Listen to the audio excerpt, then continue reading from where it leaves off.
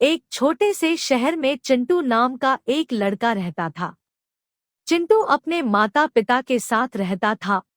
उनके माता पिता नौकरी करते थे। चिंटू 10 साल का था और स्कूल उसके घर के पास में ही था, इसलिए वो स्कूल अकेले आता जाता था। कुछ दिन में दिवाली की छुट्टियां होने वाली थी।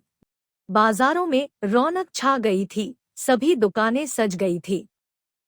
स्कूल से छुट्टी के बाद चिंटू अपने घर वापस लौट रहा था, तो उसने रास्ते में देखा कि रिमी नाम की एक छोटी बच्ची जिसकी उम्र चिंटू के बराबर थी, सड़क किनारे रंगोली और दिए बेच रही थी। चिंटू उसको देखा और कुछ सोचते हुए अपने घर आ गया। अगली सुबह चिंटू फिर उस बच्ची को देखा और उसके पास जाकर उससे पूछा, तुम क्या रोज यहाँ रहती हो? तुम पढ़ने नहीं जाती हो? रिमी ने कहा।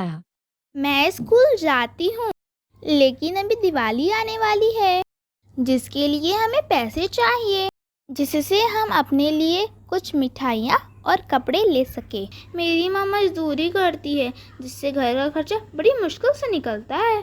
बात करते करते दोनों में दोस्ती हो गई। उसके बाद चिंटू अपने घर वापस आ गया। उसके मन में वो सब बातें चल रही थी जो रिमी ने कहा था। चिंटू अपनी माँ से पूछता है, मम्मी, अब दिवाली में मेरे लिए क्या क्या खरीदोगी? तो उनकी माँ ने कहा, आज शाम बाजार चलेंगे, तुम्हें जो चाहिए तुम खरीद लेना। चिंटू अपनी माँ को बोलता है। नहीं मम्मी, मुझे वो पैसे दे दो, मैं अपनी चीजें खुद खरीद लूंगा।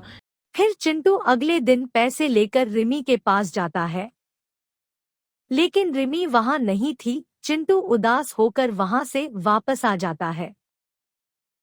चिंटू को उदास देखकर उनकी माँ उसको पूछती है, क्या हुआ बेटा, तुम उदास क्यों हो? तो चिंटू ने सारी बातें बताई। अगली सुबह दिवाली थी। चिंटू और उनके माता पिता बहुत सारी मिठाइयाँ, खाने की चीजें और कपड़े लेकर उसी बाजार में जाते हैं और आसपास की दुकानों से रिमी के घर का पता पूछते हैं। यहाँ बाजार में एक लड़की जो रंगोली और दिए बेचती है, वो कहाँ रहती है? एक दुकान वाला ने रिमी के घर का पता बताया। सभी लोग रिमी के घर जाते हैं। रिमी चिंटू को देखकर बहुत खुश होती है। चिंटू सारी मिठाइयाँ, खाने की चीजें और कपड़े रिमी को देता है। साथ ही रिमी के माँ के लिए एक फल का ठेला लाया, जिससे वो उसी बाजार में फल बेचकर अपना जीवन चलाए और उसको मजदूरी करने घर से दूर न जाना पड़े। ये सब देखकर रिमी और उसकी माँ की आंखों में खुशी के आंसू निकलने लगे। रिमी की माँ बोली, आप लोगों का बहुत बहुत शुक्रिया, यह हमारी सबसे अच्छी दिवाली होगी। और सब मिलकर खुशी खुशी दिवाली मनाते हैं।